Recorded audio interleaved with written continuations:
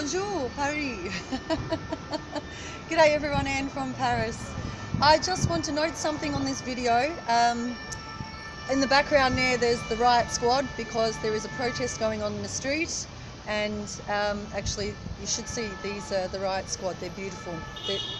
They're French, you know, what do you expect? They're all gorgeous. But anyway, that aside, I just wanted to point something out that got my attention. It's a bit noisy, guys. Here you go. They're in the background. I hope you can see them. You know, these cops do their job. And that's what all police should be doing in every country.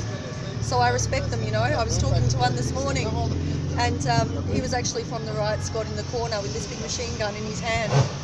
It was a very big machine gun.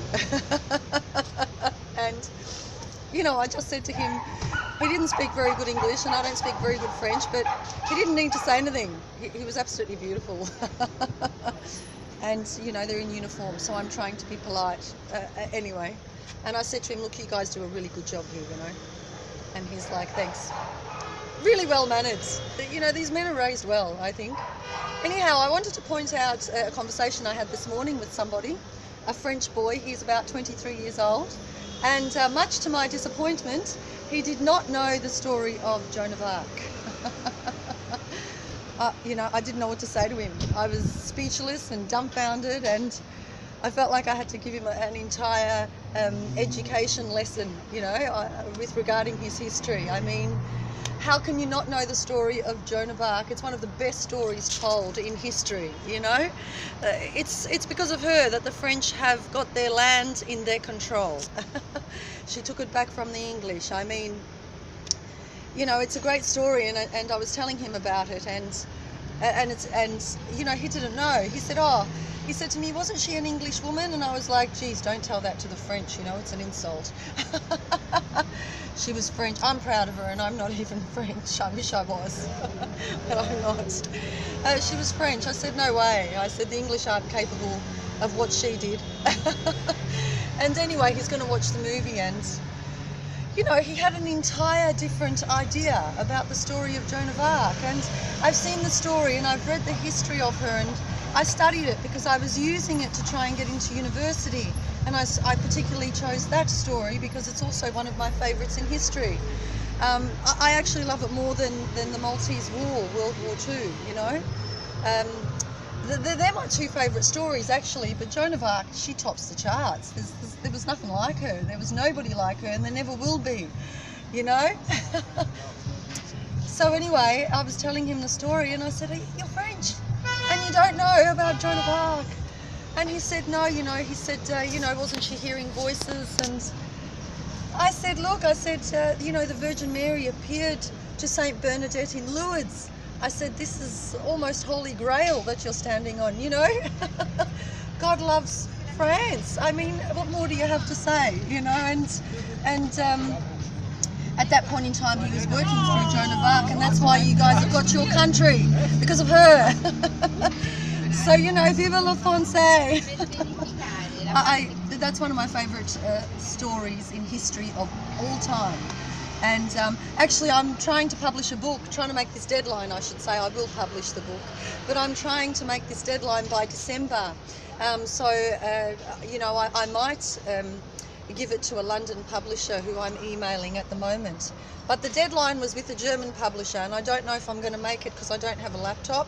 But I will publish it, if not end of this year, it will be definitely next year. This book is 3 years, you know, on hold. Everybody's waiting for it. A lot of people are, and I have a wait list as well. And, you know, in this book, it's called Betrayed Not Beaten. It's my biography. And, you know, in the last chapter, I'm glad I haven't finished the last chapter, because Paris are going in it, and the French are going in it, and so is a brief of Joan of Arc. Come on, guys, be proud of your history. You guys are lucky to have even, you know, had her. I mean, it's great to have that in your history. We don't have. I'm from Australia. We're quite a young country, actually. and I'm not proud of my history. You know, we don't have a very good one. We've actually destroyed it. So white supremacy has destroyed our history. So that's a bit of a shame. It's very shameful what they did, and it's a shame for Australians to have to wear that, because, you know, people that search our history, I haven't met anybody yet that has done research on our history and has been proud of what we've done as a culture. And it's still going on. If you go to the back streets of Sydney, Western Australia, more than 80% of our homeless are Indigenous, and they're still being treated like rubbish. And this is not a made-up theory. You will see this. I've posted this as well on my Chatterbox Press website. There is a blog there, an entire article about them. And that article, it's titled The Lucky Land, and it was recognised by a leading Indigenous community in Canberra. So, you know, I have a very strong sense for justice, and that's part of the reasons why Joan of Arc is one of my favourite stories in history. So guys, if you don't know your history, start searching, because it's one of the best stories ever told. And I'm proud of you. And that's all, because I have to get back in there. I'm in Pret a Manger. I've left my coffee and my croissant, and I have to get back in there. I'm recycling business cards. Someone this morning threw away business cards, like 250 of them. And I'm, you know, scribbling out the name and scribbling out the name of the business, and I'm putting mine on there, my name, so that when people see the trolley, because I'm looking for work, I'll just give them this recycled business card. I love recycling, you know, we've got to look after Mother Earth, so it's all good. Anyway, thanks for watching. I'll keep you posted. It's a great day in Paris, as you can see. I'm just loving Paris, absolutely loving the French, and loving everything red, white and blue. Vive la France! Thanks for watching, guys, and ciao for now.